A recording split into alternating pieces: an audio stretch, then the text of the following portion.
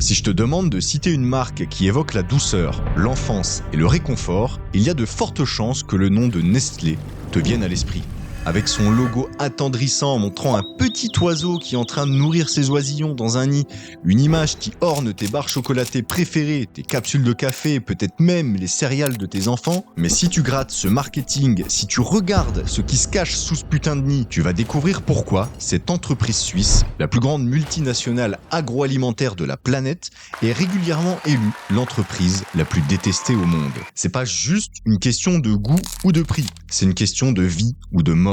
Car nous allons parler d'une entité qui a été accusée d'avoir transformé l'eau, la ressource la plus vitale qui soit, en marchandise de luxe. Et pire encore, d'avoir bâti une partie de son empire en tuant des millions de nourrissons dans les pays les plus pauvres du monde. Tu penses peut-être que j'exagère, que je suis un haineux, mais ce que je vais te raconter est documenté par des décennies de rapports d'ONG, de procès et de boycotts internationaux qui ont révélé la vision de la marque, celle où le profit passe avant la vie humaine. Als Mensch sollten Sie einfach recht haben. On commence par une phrase qui a fait le tour du monde et qui résume à elle seule la philosophie de l'entreprise. En 2005, Peter Brabeck-Letmas, stylé, alors PDG de Nestlé, déclare dans un documentaire que l'idée que l'eau soit un droit de l'homme est une vision extrême et que l'eau, donc que nous buvons tous au quotidien, devrait être traitée comme n'importe quelle autre denrée alimentaire avec une valeur marchande. Même si l'entreprise a passé des années à essayer de nuancer ses propos en disant qu'ils ont été sortis de leur contexte, le mal était fait, car les actions de Nestlé sur le terrain racontent exactement cette histoire. Mais pour comprendre la racine de cette haine mondiale, il faut remonter bien avant la guerre de l'eau, dans les années 1970, pour examiner le scandale le plus sombre de l'histoire du marketing, l'affaire du lait en poudre en Afrique. Je te mets un peu dans le contexte. Nestlé veut conquérir les marchés émergents en Afrique, en Asie et en Amérique latine. Le problème, c'est que dans ces pays, la tradition et la nature font que les mères allaitent leurs enfants, ce qui est totalement normal, et aussi ce qui est gratuit, sain et immunisant. Mais non.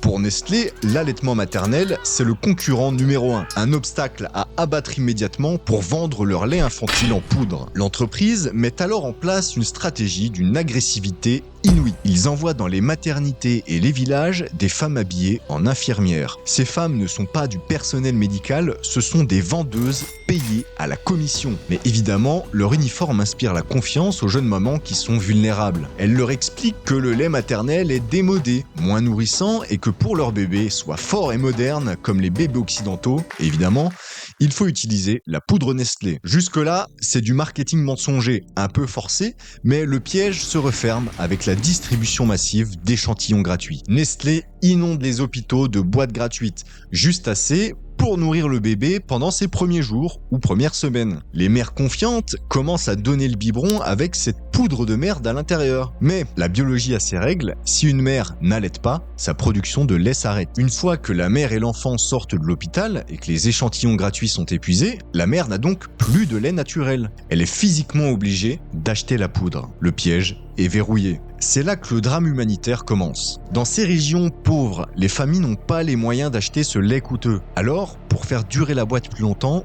les mères diluent la poudre, mettant beaucoup trop d'eau pour très peu de lait. Le bébé reçoit un espèce de liquide blanc qui ressemble à du lait, mais qui n'a aucune valeur nutritive et il commence à mourir lentement de faim, le ventre gonflé par la malnutrition. Pire encore, l'eau utilisée pour mélanger la poudre est souvent insalubre, elle est contaminée par des bactéries, alors que le lait maternel, qui est la chose la plus basique qui puisse exister et la plus naturelle, contient ces anticorps qui protègent le bébé.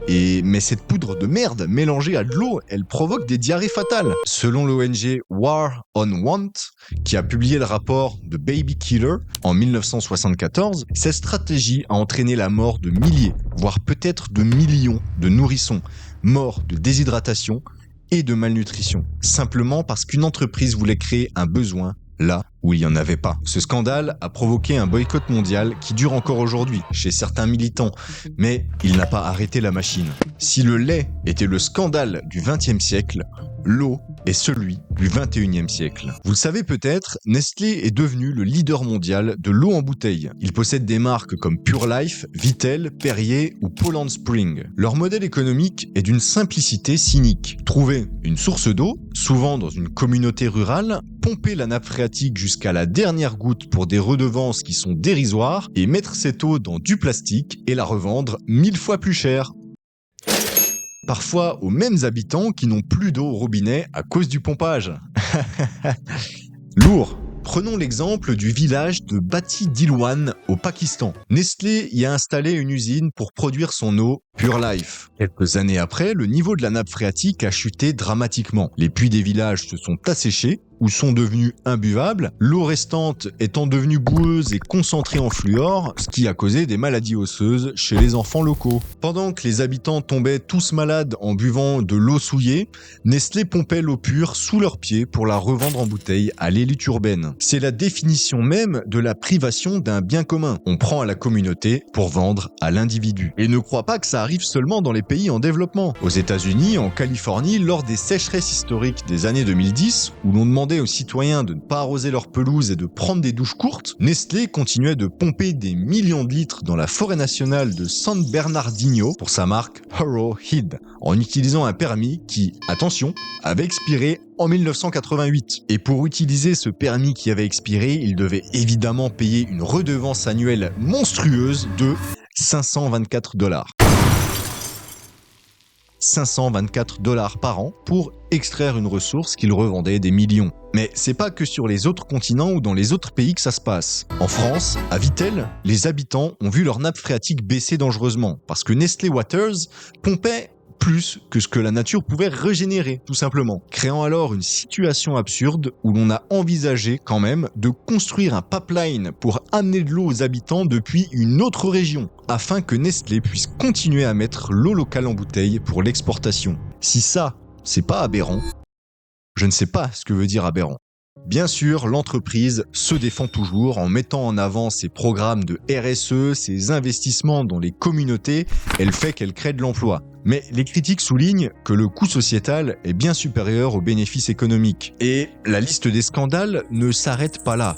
Loin de là. On pourrait en parler des heures. Je pourrais vous en citer des centaines. On pourrait même parler du travail des enfants dans les plantations de cacao en Côte d'Ivoire, parce que malgré la signature du protocole Harkin-Engel en 2001, où les géants du chocolat, ils promettaient d'éradiquer le travail des enfants de leur chaîne d'approvisionnement, des reportages continuent, 20 ans plus tard, de montrer des enfants maniant des machettes pour récolter les fèves qui finiront dans tes barres chocolatées, prouvant que la promesse, une fois de plus, n'a pas été tenue. On pourrait aussi parler du scandale des nouilles Maggi en Inde, interdites temporairement en 2015 à cause du taux de plomb jugé dangereux à mort ou de la manipulation des prix au Canada. Voilà, ce sont juste quelques exemples des dizaines, voire centaines d'exemples que j'aurais pu vous citer autrement. Mais au-delà de chaque scandale individuel, ce qui dérange profondément avec Nestlé, c'est sa taille et son omniprésence. Le géant possède plus de 2000 marques. Il est presque impossible de les boycotter totalement. Il possède tout. La nourriture pour bébé avec Gerbet, l'eau, Perrier, San Pellegrino, le café, Nespresso, Nescafé, les produits pour animaux, Purina, Friskies, les surgelés, Hot Pocket, Buitoni et même des parts dans L'Oréal. Comment on peut les éviter ? C'est un empire sur lequel le soleil ne pourra jamais se coucher. Et c'est cette domination qui pose une question fondamentale sur notre système économique. Jusqu'où peut-on laisser une entreprise grandir ? Est-il moral qu'une seule entité ait autant de pouvoir sur ce que nous mangeons et sur ce que nous buvons ? Moi, je pense pas. Nestlé est l'incarnation parfaite du capitalisme absolu. Une machine qui est conçue pour maximiser la valeur pour les actionnaires, quitte à considérer l'eau, la santé infantile et l'environnement comme des variables d'ajustement dans un putain de fichier Excel. Quand tu achètes un produit Nestlé, tu n'achètes pas seulement de la nourriture Nestlé. Tu valides, consciemment ou non, ce modèle. Alors, Nestlé est-elle l'entreprise du diable ou simplement le reflet de notre société de consommation poussée à l'extrême ? L'entreprise a fait des efforts ces dernières années pour essayer d'améliorer son image, investissant énormément dans le durable, la santé, mais la confiance est brisée pour des millions de consommateurs et elle ne l'est pas assez à mon goût. En même temps, c'est compliqué tellement ils ont de marque. Avec la prochaine gorgée d'eau en bouteille que tu boiras, le prochain carré de chocolat que tu mangeras, le prochain café que tu te feras, rappelle-toi que derrière le goût sucré de tous ces aliments, il y a une histoire amère. Celle d'un petit oiseau devenu un aigle prédateur qui a peut-être oublié que pour que le nid prospère, il ne faut pas détruire l'arbre qui le porte.